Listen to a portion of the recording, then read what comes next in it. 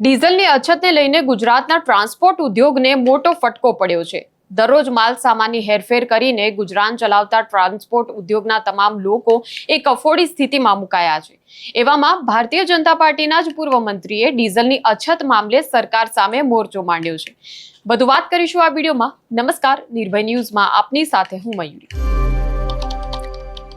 અખિલ Gujarat truck transport એસોસિએશનના પ્રમુખ અને ભાજપની જ સરકારમાં મંત્રી રહી ચૂકેલા વાસણ આહિરે મુખ્યમંત્રી ભૂપેન્દ્ર પટેલ અને નાયબ મુખ્યમંત્રી હર્ષ સંઘવીને પત્ર લખ્યો છે। આ પત્રમાં તેમણે અસરગ્રસ્ત જે કચ્છના વિસ્તારો છે ત્યાં ડીઝલનો પૂરતો જથ્થો ઉપલબ્ધ કરાવવામાં આવે તેવી માંગ કરી છે। કચ્છમાં ડીઝલની ભારે અછત છે, જેના કારણે જે માલ સામાનનો ઉદ્યોગ છે, જે પરિવહન વેપાર ઉદ્યોગ, બંદર આધારિત જે કામગીરીઓ, જે પ્રવૃત્તિઓ કચ્છમાં ચાલે છે તેને મોટી અસર પહોંચી રહી છે। કચ્છનો ટ્રાન્સપોર્ટ ઉદ્યોગ જે પહેલેથી મંદીનો સામનો તો કરી જ રહ્યો હતો અને હવે ડીઝલની સમસ્યા છે જે હજુ આગામી દિવસો સુધી પણ જો રહેશે તો એવું શક્ય છે કે કચ્છનો આખો ટ્રાન્સપોર્ટ ઉદ્યોગ પડી ભાંગશે। ત્યારે આ પત્રમાં એવું જણાવાયું છે કે અંતરિયાળ વિસ્તારો જે છે, કચ્છના મુન્દ્રા પોર્ટ પાસેના જે વિસ્તારો છે ત્યાં પેટ્રોલ પંપ બંધ હાલતમાં જોવા મળી રહ્યા છે।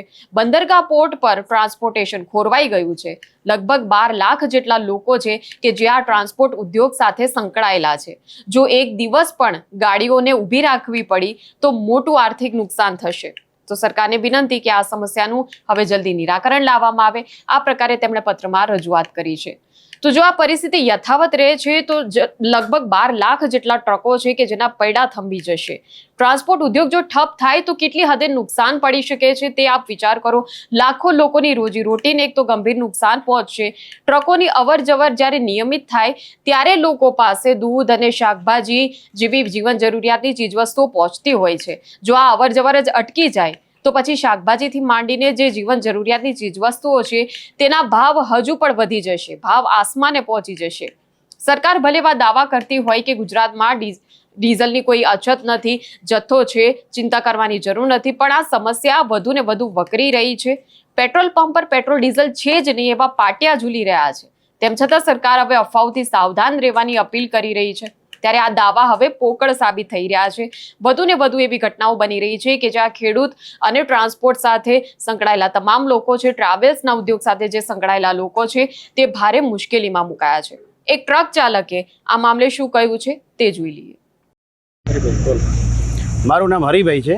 હું છેલ્લા 15 વર્ષથી આ ટ્રકના ધંધા સાથે જોડાયેલો છું। મને ડીઝલની લાઇનમાં ઊભાને 8 કલાક થઈ ગયા છે। કેવી રીતે ધંધો કરવો મને સૂઝતું નથી।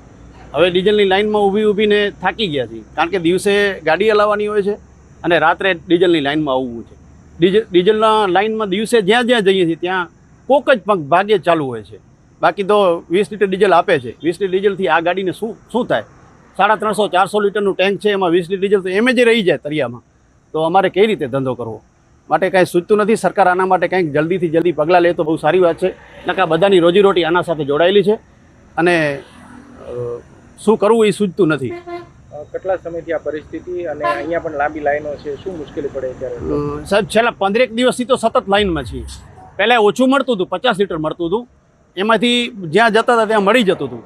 હવે 20 લીટર માટે લાઈનમાં ઊભું પડે છે અને બધા પંપે નથી મળતું। લગભગ 30% પંપો તો એવા છે જ્યાં ડીઝલ બંધ છે એવા બોર્ડ લાગેલા છે। તો હવે જોવાનું એ રહેશે કે આટલી હદે જ્યારે અહેવાલો મીડિયામાં પણ આવી રહ્યા છે કે ખેડૂતો અને ટ્રાન્સપોર્ટ ઉદ્યોગને જે મોટો ફટકો પડી રહ્યો છે, આ મામલે હવે સરકાર યોગ્ય કામગીરી કરે છે। તેમના જ જે પૂર્વ મંત્રી છે વાસણ આહિરે, એમની રજૂઆતને હવે સરકાર કઈ રીતે ધ્યાનમાં લે છે તે જોવાનું રહ્યું। આ મુદ્દે તમારા શું વિચારો છે કમેન્ટ સેક્શનમાં અમને જણાવશો અને આ પ્રકારના વિડીયો માટે આપ જોતા રહો નિર્ભય ન્યૂઝ। અમારી ચેનલને લાઇક, શેર અને સબસ્ક્રાઇબ કરવાનું ભૂલશો નહીં। નમસ્કાર।